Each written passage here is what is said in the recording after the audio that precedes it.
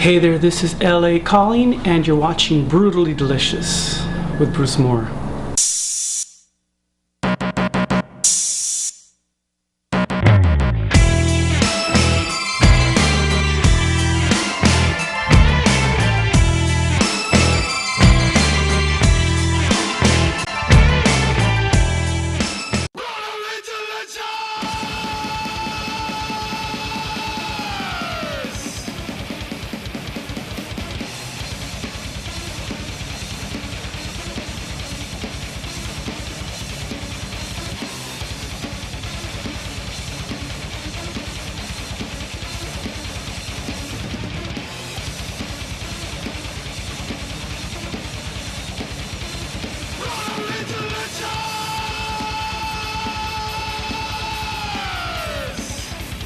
Hey, welcome to Brutally Delicious. I'm Bruce Moore. Today we've got a great show in store for you. We're going to join Jim O'Farrell from the J.O.B band. Stay tuned. We'll see what we got in store for us today.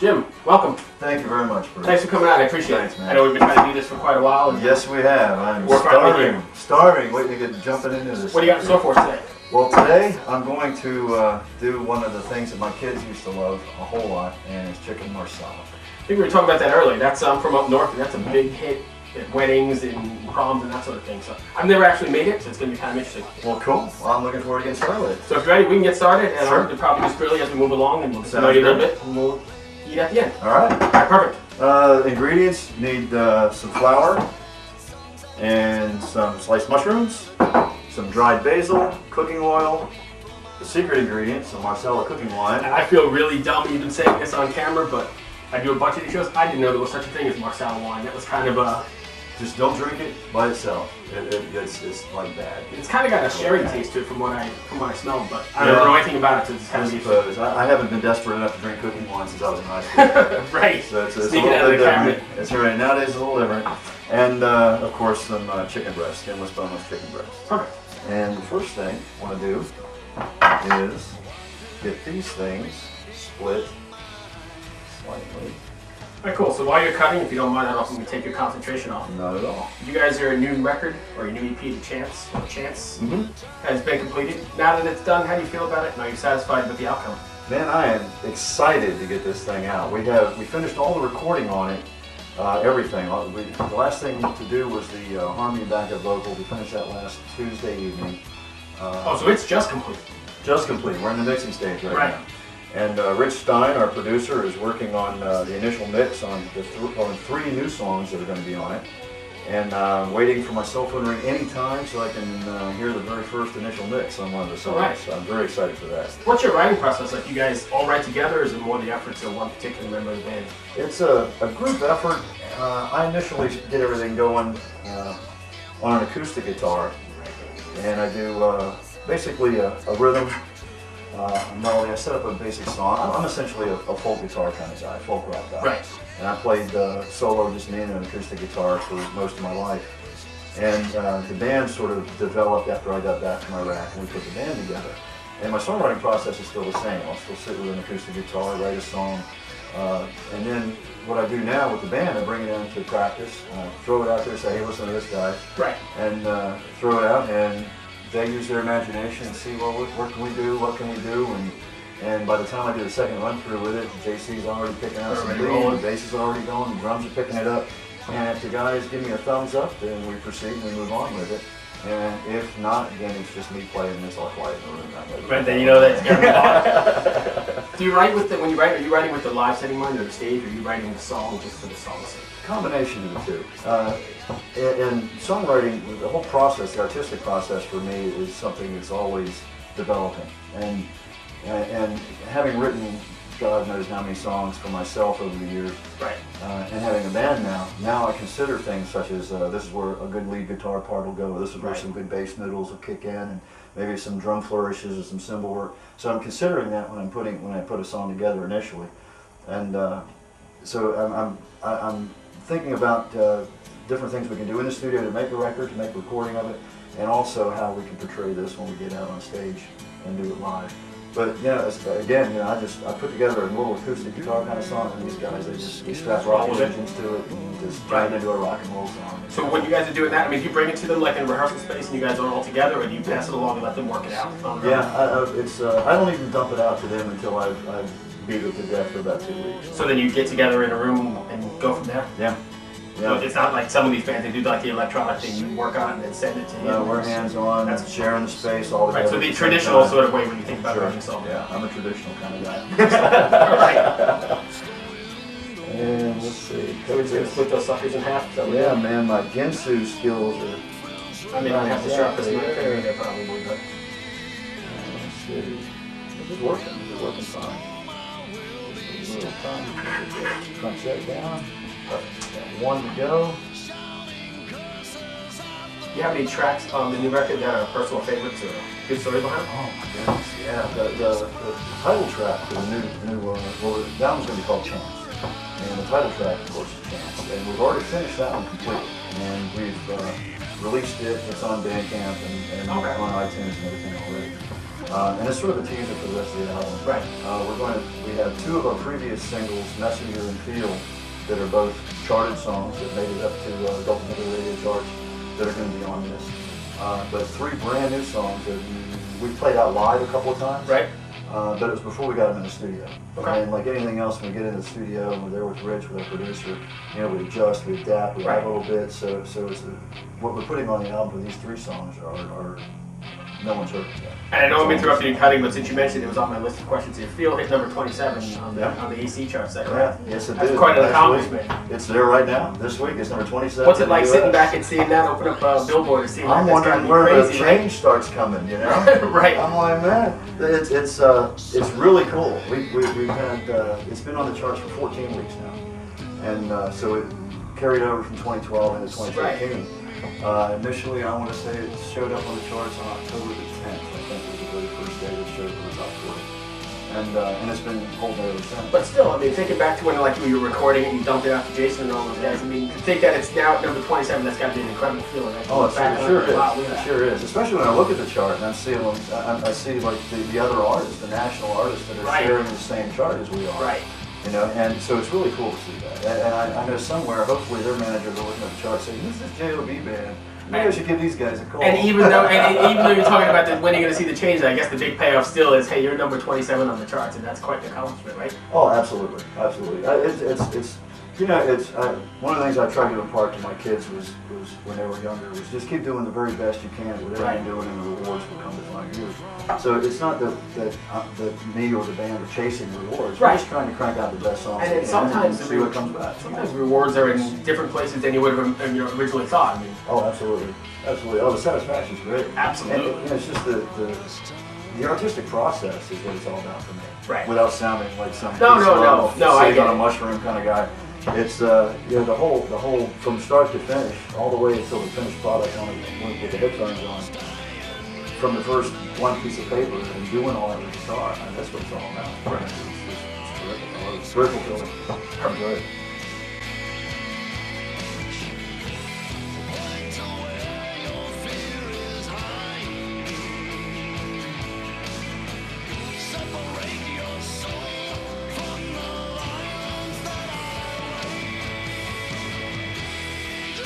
all right, so we're going to need a couple pieces of wax paper.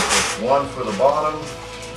And one this is where you get to beat out all your aggressions? This is the fun part of making this, man. You know, cutting it and slicing it's one thing, but getting to just wail away on it with a hammer, this is a real participation kind of thing. Somebody actually asking to get involved in some of this. Alright. Now, you don't want to use the serrated side of this. That'll macerate the wax paper. The wax paper. You use the bludgeoning, lethal weapon part. Just sort of flatten it out.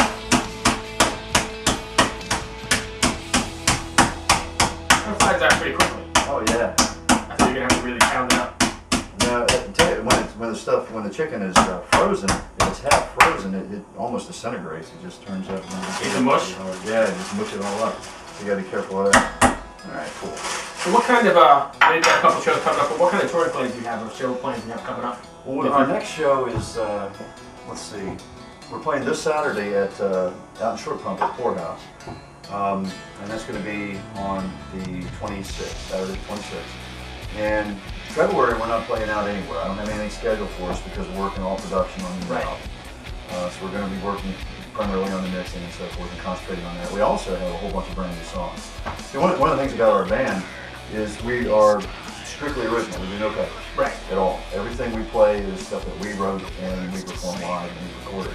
So it's really tough to prepare for a show and prepare brand new music at the same time. Because both are like full-time jobs in their own right.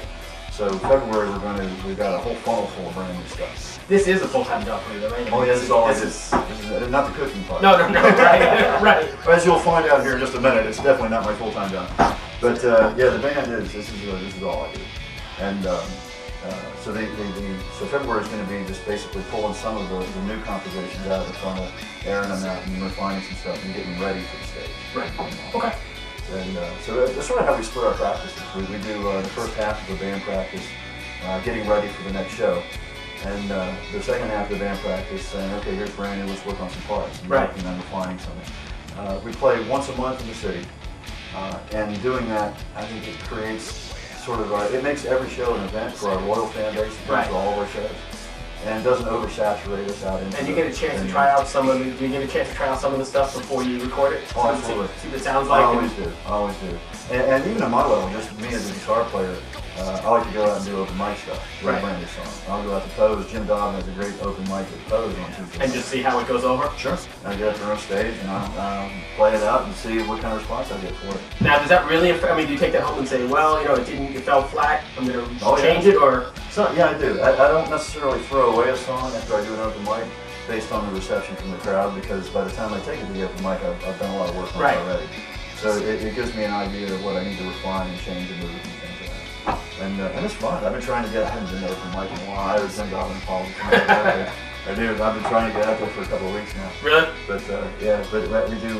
So I do. That's all part of the process. Right. That's cool. You get to try them out and see what they go. Sure. And then our next show after February is going to be at the Tobacco Company on St. Patrick's Day weekend, March 16th. It's a Saturday. So we should have a good crowd out there as well. Oh, we have a great crowd at Tobacco Company. It's like one of our favorite venues. St. Patrick's weekend. Oh, absolutely. O'Farrell. O'Farrell, St. Patrick's Day. Yeah, it'd be nice. Yeah. It's great. It's a good venue and a great time to play. And one last one before we head over to the stove here. I know you had a little bit of a story behind this recipe.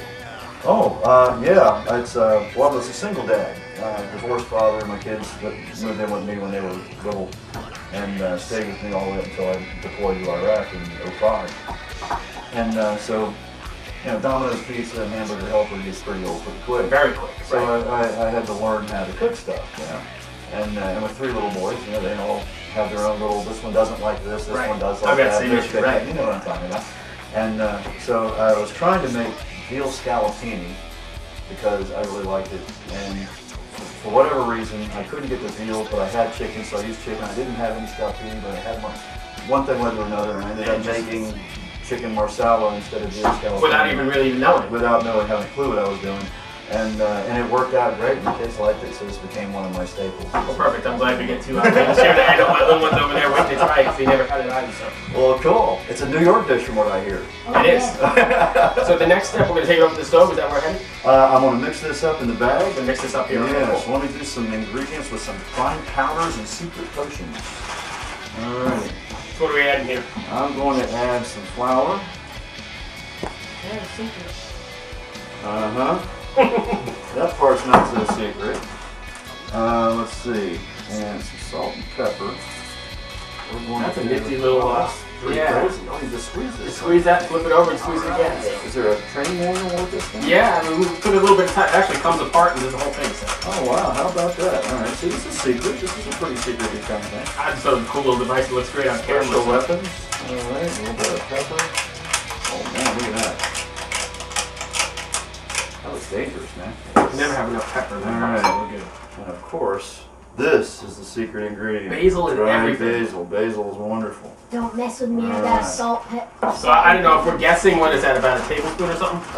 Yes. That's that's about somewhere around there. About a tablespoon. That's my coordinated hand-eye tablespoon measurement. You've made it so much. You got it. I was an infantry soldier. Don't try this at home. All right. Now And while you're shaking that, since you just mentioned that, I mean, A little more bass. you've got quite a, I mean, you haven't been a musician your whole life. You've actually spent quite a bit of time over in Iraq as well, right? Yes, Or I've overseas. played music forever, but I had a whole career already as a soldier. I was Right. a U.S. Army Airborne Ranger for 28 years. Wow. And started right after high school, went in the Army, and off and on, I was in the Army Reserve, and the Army National Guard over a period of time, and retired in 2008. I don't know if this is did you play over there? Oh yeah, I took, when I first went to Iraq, not really knowing what to expect, I didn't take a guitar, and I sort of made up my mind, made my peace with the fact that I was going to be without my guitar Right. for quite a while. But after being there for a couple of months, I realized, there is some time to do this. And my brother mailed me a guitar. And so I started playing it in my quarters.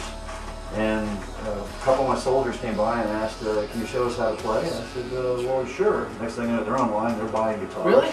Yeah, I had 6 different guitars hanging in my supply room, which was my quarters, and they had Right. shotguns and stuff over here, hand grenades over here, and guitars hanging over here. Is there like a place to play? I mean, did you like have No, shows it or was sort anything? of- Or? They would stage what they called morale activities and have little talent shows and things on the base.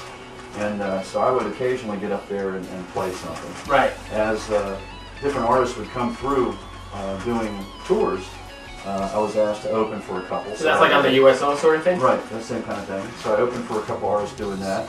And it's just a couple of cover songs that I would do, some Leonard Right. Skinner stuff, that kind of thing. And we did the guitar lessons and stuff. And whenever we had the break, we would do that. And there were times where I had 6 or 7 guys in the room, and we were all going ahead and dry erase board, diagramming chords, and we're learning how to It's play down in the middle of the guitar Middle East somewhere. in the middle of Baghdad. And so it was, it stayed with me over there, and that was cool. And the second tour, when I went back over again, let's keep this all nice and coated now. So we're basically, let me interrupt you for a second. We're just going to go ahead and coat these with that. Yes, as much as Flour, possible. pepper, salt I mixture. like to just douse this. Just salt, pepper, flour, and basil. So I can close this bag. There we go. But I actually taught our interpreter how to play. So we had an Iraqi interpreter, and so I taught him how to play, what was it? Who'll Stop the Rain, Creedence Clearwater Revival. So we had our interpreter with Who'll Stop the Rain? That's funny. Jamming That's his great. butt off, and finally, no, he's still the Elvis of Baghdad. That's great. Those are great stories. So I imagine though, after being over there for so long and seeing all that stuff, you've got a lot to draw from when you're writing songs in as well, right? Oh, absolutely. Our first band album that we did was called Back to the World, and every song on it were songs that I wrote while I was overseas. Oh, really? Then you just took it back here and put them together? That's sort of what motivated me to put the band, all of us, to get together in the first place. So I had all these tracks, all these songs that I'd written during my spare time when I was over there. And they were all, sort of, as you can expect, there's a lot of, from the soldier's perspective in a combat zone, some of them are sort of dark. And a lot of it's sort of airing out different PTSD, Right. type of, Right. how that stuff works. And so anyway, we all got together and figured, let's see what happens. We put some drums to it. And actually, Jason Crawford, who we've been playing with for quite a while, decided, let's add some lead guitar licks, let's add some drum stuff here, let's get a bass. And so the band And it became a little bit heavier and then took a whole life of their own? Yeah, and so we recorded that first album, and the band sort of took off from there. We kept the band alive and went on to the second album, which is a concept piece about the locomotives that got buried in Churchill in 1925. And then started charting, and here we are. Yeah, next thing you know, we got a whole real live band. And now we're cooking something. Now I'm cooking, man. Sweet. I'm cooking chicken marsala. All right, cool. It starts looking just like that in the bag. The heat is on. We're going to get some 3 tablespoons of butter. Okay. And about the same amount of olive oil. And we're on about medium heat here? On medium heat. Got it on medium, so we got 3 tablespoons of olive oil, 3 tablespoons of butter, and we'll let this sort of melt down in there. Alright. Alright, I'm ready to put some chicken on some heat here, man. Alright, so we're going to throw it right in there. Yes, Butter's we melted. are. Butter is melted, the olive oil is We've there. got the sizzle going on. Alright, we've got the coating all nice in all the pieces. We're going to distribute these around the pan. How long do these cook about? About 6 to 7 minutes on each side. Oh, so it's not long at all. No, not at all. Now the The variable, of course, is adding in a little bit of space. I'll leave that one out. The Marsala? Yeah, it's adding the mushrooms and the Marsala to a little bit of the seasoning from the bag. It has all the basil and all the goodies. That'll thicken it up as well, right? Yes, it will.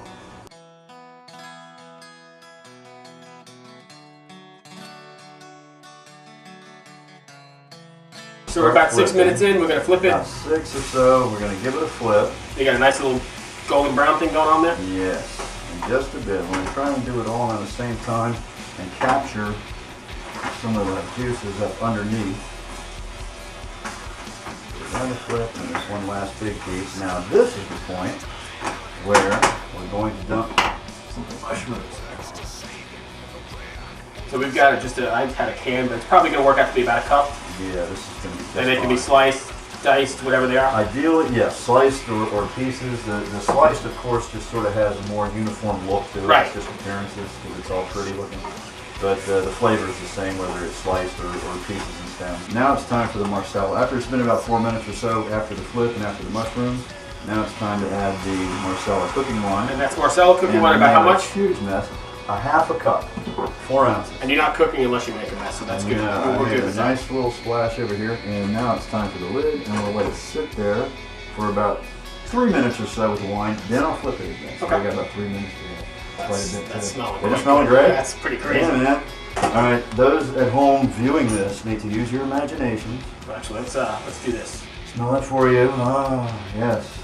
It's starting to really. That's pretty gel, crazy. yeah.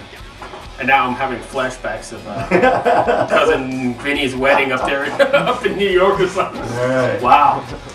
And actually, to be honest with you, they pull it off like it's so fancy, but it's really not that much to it. No, this is I mean, not anybody, much to you it can at do all. this at home, you can do this anywhere. The secret, what makes this unique, is the brown mushrooms, the butter Right. mushrooms, the Marsala cooking wine, and the basil. I think we're probably about ready. Let me turn this off. And when you do that, We need that smell-o-vision. oh man, wouldn't that be With awesome? the 3D, we need some smell-o-vision there because you guys at home are totally missing out on the Aroma. on the experience for The sure. aroma, man. All right.